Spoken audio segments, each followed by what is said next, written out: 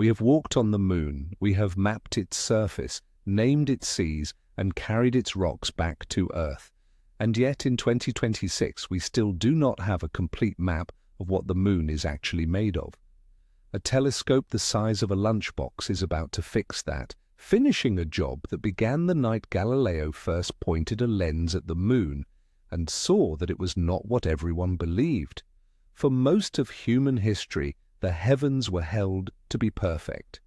The moon, in the reigning view inherited from Aristotle, was a flawless, polished sphere, smooth and unblemished and divine, utterly unlike the lumpy, corruptible Earth. On the 30th of November, 1609, Galileo Galilei turned his new telescope on the moon, and that doctrine began to crack. He saw shadows strung along the line between the lit and the dark part of the moon, shadows that shifted from night to night, that fell exactly the way the shadows of mountains fall at sunset. Galileo had trained as an artist. He understood light and shade, and he grasped at once what he was seeing. Those were peaks, those were pits.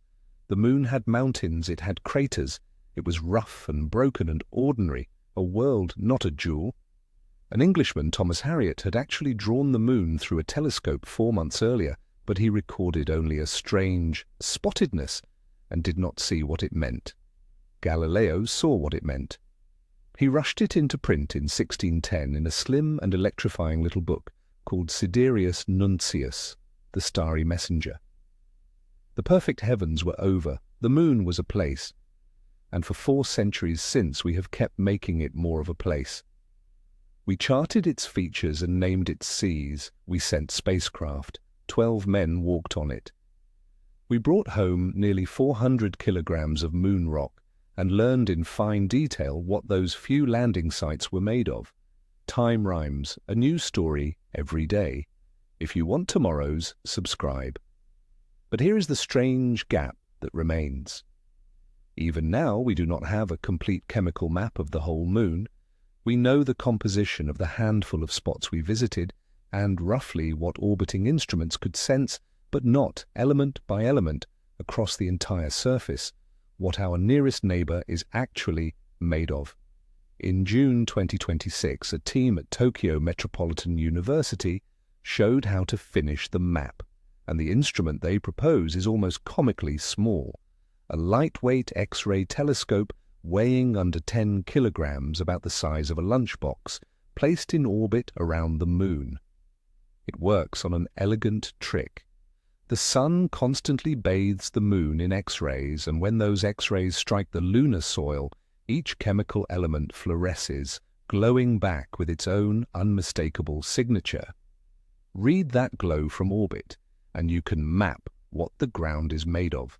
Their simulations show that a single small telescope could chart 5 key elements: oxygen, iron, magnesium, aluminium, and silicon across the entire moon in about 2 years.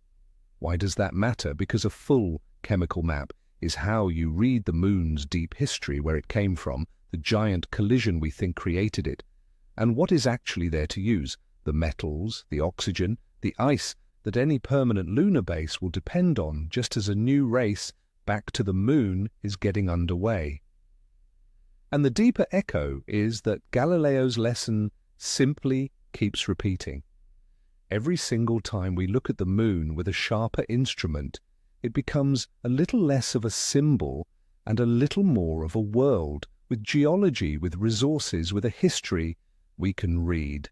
A glass lens in 1609 turned a perfect heavenly sphere into a landscape of mountains. A lunchbox-sized telescope in 2026 is about to turn that landscape into a detailed map of rock and metal and ore. We have looked at the moon for as long as there have been eyes to look. We have sung to it, sworn by it, navigated by it, and worshipped it. And only now, more than 400 years after Galileo proved it was a real place, are we finally about to learn completely what that place is made of. Time rhymes,